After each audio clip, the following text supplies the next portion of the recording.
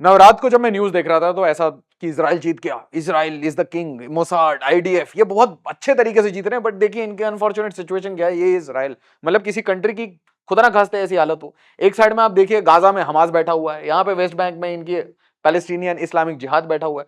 North में आप देखिए वहां पे लेबनान बैठा है, जहां पे हिजबुल्ला जिसका हेड नसरल्ला। तो सुबह सुबह न्यूज क्या आई थी कि नसरल्ला का जो राइट हैंड है he has been eliminated.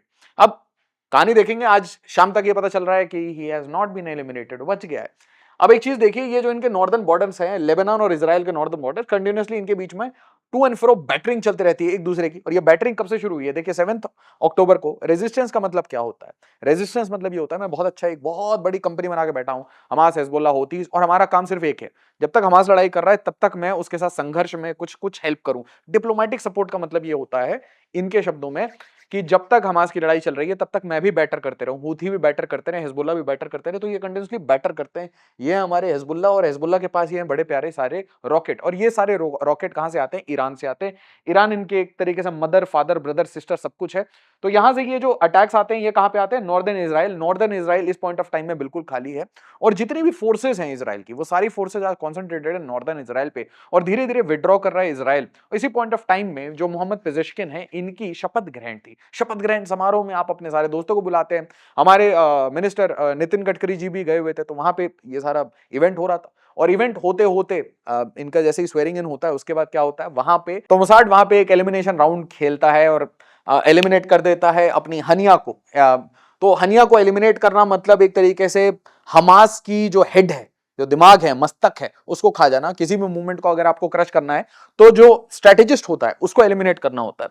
Any which वे, तो ये सारी कहानी आप देखिए, मजदल शाम्स की कहानी बड़ी इंपॉर्टेंट है। मजदल शाम्स ये जगह कहां है? तो एसेंशियली ये पार्ट है ऑक्यूपेशन, मतलब this is part of occupation of Israel. Israel ने क्या किया है, सीरिया की जमीन खा रखी है ये गोलन हाइट्स है, तो गोलन हाइट्स को कैप्चर कर रखा है। और गोलन हाइट्स में कैप्चर करने के बाद इजराइल क्या करता है, वो इलीगल ऑक्यूपेशन अपनी बढ़ाता रहता है, अपने सेटलर्स को भेजता रहता है कि भाई ज्यूज जाओ और जाके संघर्ष करो, और हम तुम्हारे साथ हैं। पीछे आईडीएफ आते रहती है, उनकी सिक्योरिटी भी करती है, पुलिस भी आती है, वो सिक्योरिटी करती है। और ये नए नए जो सेटलर्स होते हैं, सेटलर्स थोड़े रेडिकल होते हैं, सेटलर्स जाके वहां पे बड़े सारे नए नए विलेजेस, हट्स ये सब बनाते हैं। तो ऐसे ही सेटलर्स जाके ये मजदल शाम्स में ये आराम से अपनी सेटलमेंट में रह रहे थे। ये छोटे से प्लेग्राउंड में, आपको पता है यहाँ पे लैंड बहुत स्कार्स है, रिसोर्सेज बहुत स्कार्स है, छोटे से लैंड में ये बच्चे वो खेल रहे थे, फुटबॉल खेल रहे थे। तो इनके ऊपर एक रॉकेट अटैक आता है। उसके बाद देखिए, उसके बाद दो साइड से दो ओपिनियन आते हैं। हिजबुल्लाह सबसे पहले हाथ उठा लेता है, हमने बच्चों को नहीं मारा, हमने बच्चों को नहीं मारा। क्योंकि देखिए, एक बार आपने बच्चों को मारा तो मतलब क्या हो गया, मतलब आपका ही आर्गुमेंट आपके ऊपर टर्न अराउंड हो गया। क्योंकि इजराइल के ऊपर सबसे ज्यादा बात क्या होती है कि आपने बच्चों को मारा, औरतों को मारा। तो सारा वो जो अल जजीरा का नैरेटिव वो फेल हो जाएगा कि अगर आप भी बच्चे मार रहे हैं। और दूसरी बात, आप तो वैसे भी सारे सैंक्शन लिस्ट, टेररिस्ट लिस्ट पे हैं यूएस, और क्या पता यूएस उठा के एक बॉम्ब मार दे आपके ऊपर। तो यूएस का कोई हिसाब किताब नहीं है। क्योंकि इस पॉइंट ऑफ टाइम में बेंजामिन नेतन्याहू की बड़ी तारीफ हो रही थी, बेंजामिन नेतन्याहू के लिए सब लोग ताली बजा रहे थे, बाहर में प्रोटेस्ट हो रहे थे कि भाई ये he is a war criminal, genocide किया है, गाजा में सिविलियंस का जेनोसाइड किया है, 40,000 निहत्थे लोगों को मारा है। और यहाँ पे देखिए ये सारे लोग मोन कर रहे हैं पैरेलली। मतलब इजराइल में इस पॉइंट ऑफ टाइम आप इसको इजराइल ही कहेंगे, इजरायली इसको इजराइल कहेंगे, हम इसे क्या कहेंगे, हम इसे एसेंशियली कहेंगे इजरायली ऑक्यूपाइड गोलन हाइट्स, मतलब सीरिया का ये लैंड है। और यहाँ पे जो ये अटैक होता है, अटैक को तो सब लोग एक तरीके से इट इज अनफॉर्चुनेट। आप बच्चों को तो under any circumstance you can not on any sides, मतलब भारत को तो इससे क्या ही मतलब है, भारत इस पे बहुत क्लियर स्टांस रखता है। और प्राइम मिनिस्टर ने इसको बहुत क्लियरली कहा है कि भाई जब बच्चों की मृत्यु होती है तो इट इज अनफॉर्चुनेट, सबका दिल दुखता है। तो इट इज बट नेचुरल। आप सोचिए, किसी मदर के बारे में सोचिए, किसी फादर के बारे में सोचिए, किसी फैमिली के बारे में सोचिए, बच्चे उनके चले गए। अब भाई बड़े लोग, आइडियोलॉजिकल लड़ाई है, रिलीजियस लड़ाई है, this has some religious component, pure एक रिलीजियस वॉर खोल रखा है, आइडियोलॉजिकल कंपोनेंट है। और most importantly oil, politics, water, trade, सब कुछ है इसमें। मतलब वो एक हर मसाला है जो एक आपको हिंदी धारावाहिक में मिलता है, वो सारा मसाला है इसमें। तो अब यहाँ पे क्या होता है, ये यहाँ पे अटैक करते हैं, और इसी पॉइंट ऑफ टाइम में इनकी तारीफें चल रही थी, यूएस कांग्रेस के सामने साइमल्टेनियसली प्रोटेस्ट भी चल रहे थे। उसके बाद चारों तरफ से कॉन्डेमनेशन आती है, Hezbollah will pay heavy price for Golan height attack. Benjamin Netanyahu फटाफट सोचते हैं कि भाई देखिए पॉलिटिकली ठीक नहीं है, पॉलिटिकली मैं यहाँ पे इज्जत कमाने गया था, मैं यहाँ पे बड़ा ग्रेट लीडर बनूंगा। ग्रेट लीडर के बारे में बाहर जाके क्या बात हो रही थी, जेनोसाइड। देखिए जिस दिन ये प्रधानमंत्री से हटे, इनको अपने आप को अंडरग्राउंड करना पड़ेगा, आप समझ लीजिए।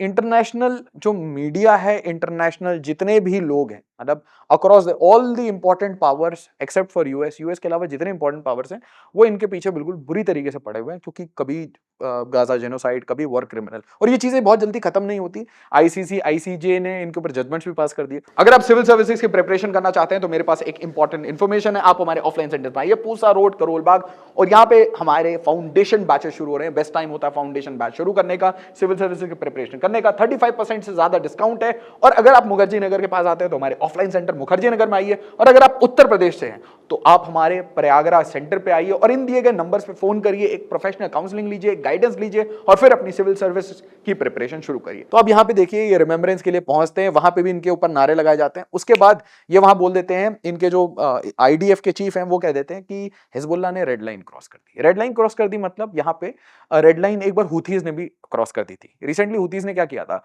हुथी ने एक अटैक किया था, 220 लगभग ये अटैक कर चुके थे ऑलरेडी, मतलब बहुत दूर से हुथीज, मतलब यमन से अटैक करते हैं, और इन्होंने अटैक किया था। तो एक बार तेल अवीव पे एक अटैक किया, उसमें एक इजरायली सिटीजन की मृत्यु हो गई थी, तो इजराइल ने ऑपरेशन लॉन्ग आर्म देके उनका पूरा पोर्ट उड़ा दिया, पूरा ऑयल डिपो उड़ा दिया। तो उसी तरीके से यहाँ पे इन्होंने बोल दिया कि they have crossed the red line. और इसके बाद देखिए ईरान तुरंत कह देता है, Iran warns of consequences as Israel says Hezbollah crossed all red line. ध्यान से सुनिए, ईरान बहुत परेशान है। ईरान एक सुपर कंफ्यूजन की स्टेट में। पहले तो यार उनका हेलीकॉप्टर क्रैश जो हुआ है इब्राहिम रईसी, तब से वो स्टेबल नहीं हो पाए हैं। उसके बाद मोहम्मद पेजेश्किन ले आए हैं कि किसी तरीके से ईरान एक हर कुछ चाह रहा है।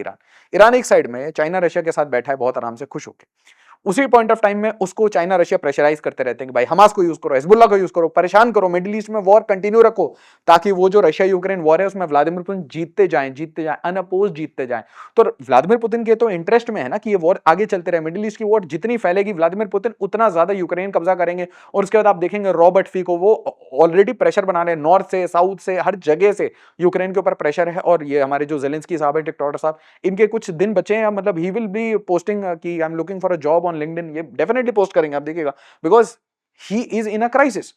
तो यहां पे ईरान बहुत बुरा फंसा है। ईरान एक साइड से चाहता है कि मेरे को ना यूएस है ना अच्छे बड़े वाले टेबल पे बुला के एक बार मीटिंग कर ले मेरे साथ, है ना, एक बार बड़े टेबल में मेरी इज्जत बढ़ जाए, मुझे इज्जत दे दी जाए, और इज्जत दे के मुझे बोल दिया जाए कि यार तुम न्यूक्लियर वेपन बनाओ, हम तुम्हारे पैसे भी और एसेट भी सब कुछ वापस दे देते हैं, सैंक्शन हटा देते हैं। ये ईरान असली में चाहता है। अब यूएस बात ही नहीं करता है, यूएस बिल्कुल बात नहीं करता है। यूएस क्या करता है, इजराइल को बोलता है ये लोग बम और जिसको इसको मारना है, ईरान के जितने भी प्रॉक्सीज हैं उनको एलिमिनेट करते जाओ, एक एक करके एलिमिनेट करते जाओ। तो अब ईरान बहुत बुरा फंसा है। अब देखिए ईरान के प्रॉक्सीज पे अटैक होगा तो एक तरीके से ईरान हार रहा है। चाइना और रशिया तो नहीं बोल रहे ना कि हम हार रहे हैं, ये हमारे प्रॉक्सीज तो है नहीं। तो प्रॉक्सीज किसके, ईरान के। ईरान के प्रॉक्सी की पिटाई होगी, कहीं पे उनके चीफ को एलिमिनेट कर दिया जाएगा, हमास के चीफ को एलिमिनेट कर दिया जाएगा, तो क्या होगा, ये सेल्फ रिस्पेक्ट पे बात आ जाती है। और एक तरीके से उनको फोर्स किया जा रहा है वॉर पे, क्योंकि देखिए एक बार गलती से ईरान ने बहुत स्मार्ट स्ट्रेटेजी चलाई थी पूरी दुनिया में। एक सबसे अच्छी स्ट्रेटेजी उसकी क्या थी, प्रॉक्सी वॉरफेयर, कि हम डायरेक्ट लड़ाई ही नहीं करेंगे, हम अपने लैंड पे लड़ाई ही नहीं करेंगे, दूसरी जगह जाके लड़ाई करेंगे। एक गलती क्या कर दी उन्होंने, चाइना के साइड हो गए।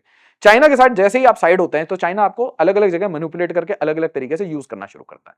अब ये बुरे फंसे, ये पिट रहे हैं इजराइल से। इनके जितने प्रॉक्सीज हैं वो जैसे इजराइल से पिटते हैं, सब ईरान के पास भागे भागे दौड़ते हैं कि ईरान कुछ करो, ईरान कुछ करो, ईरान फोर्स हो रहा है, ईरान क्या करे। और ईरान अगर फोर्स हुआ तो ईरान किसके ऊपर अटैक करेगा, एक ही आदमी अटैक करने के लिए, वो है इजराइल। इजराइल पे अटैक करो, यूएस उठा के आपको बॉम्ब कर देगा। यही तो बहाना चाह रहा है, क्योंकि एंथनी ब्लिंकन के स्टेटमेंट जो थे ना कि ईरान में न्यूक्लियर वेपन एक दो हफ्ते, मतलब आप समझिए एक दो हफ्ते दूर न्यूक्लियर वेपन अचानक से, याद है weapon of mass destruction, Saddam Hussain, मतलब पूरा एलिमिनेट कर दिया। वो रेजिम चेंज नहीं, वो पूरा फ्लैट कर देते हैं धरती।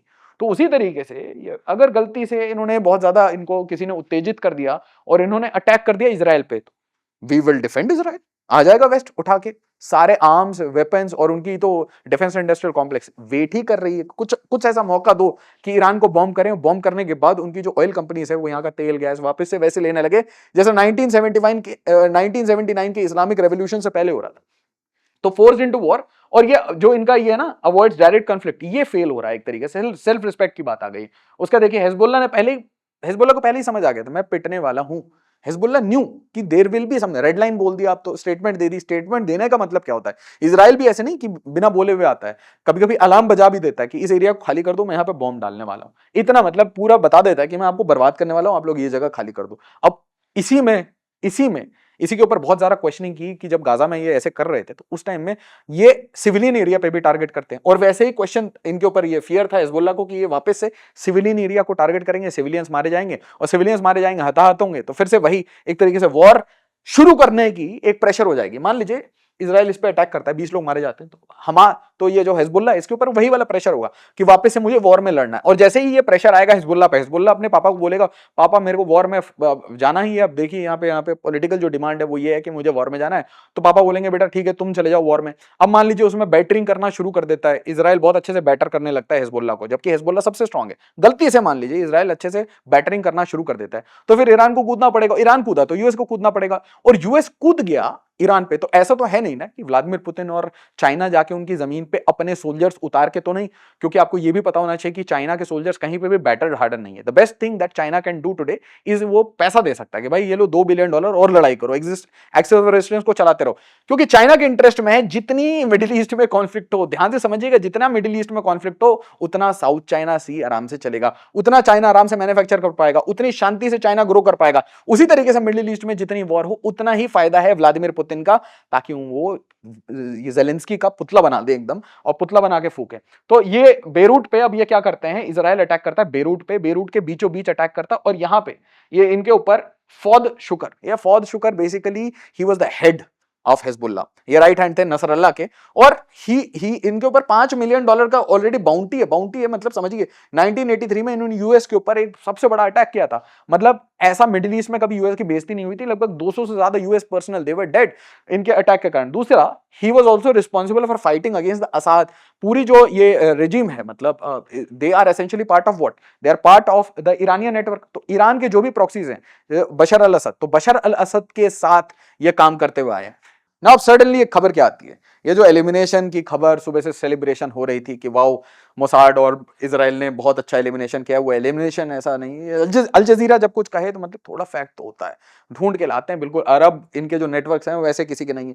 तो Israel war on Gaza update, Hezbollah says commander survives Israeli attack, और चारों तरफ ये देखिए sources, Hezbollah ops chief survives Israeli attack, चारों तरफ अब ये gulf times, Hezbollah commander survives Israel war, ये आ गया, और नसरल्लाह's राइट हैंड फौज शुकर। तो यही बात है ना कि एक साइड में Israel won when it eliminated, जब हमास के हेड को, ठीक है, हनिया को जब एलिमिनेट कर दिया, बट यहाँ पे फौज शुगर के केस में Israel has definitely failed. But question ये है जो मैं आपसे पूछना चाहता हूं, मुझे कमेंट में जरूर बताइएगा कि आपको क्या लगता है कि अब ईरान डायरेक्टली कॉन्फ्रंटेशन में, एक बार याद है ईरान ने बहुत मतलब बराज ऑफ रॉकेट्स मारे थे इजराइल के, तो आपको क्या लगता है कि ईरान की धरती पे, आप सोचिए जरा कि मैं अपने घर में 4 गेस्ट बुला रहा हूं, ठीक है, और मैं सेलिब्रेट कर रहा हूं, मैं उनको बोल रहा हूं यार come to Iran, beautiful Iran, और lots of oil and gas, आओ पार्टी करते हैं यहाँ पे, है ना, हम सेलिब्रेशन करते हैं। और आपकी सेलिब्रेशन में मान लीजिए किसी ने भंग कर दिया, आपको एक बर्थडे गिफ्ट भेज दिया और बर्थडे गिफ्ट में बम निकला, तो ऐसा बर्थडे गिफ्ट मिला ईरान को, तो आपको क्या लगता है कि ईरान कुछ करेगा या नहीं करेगा?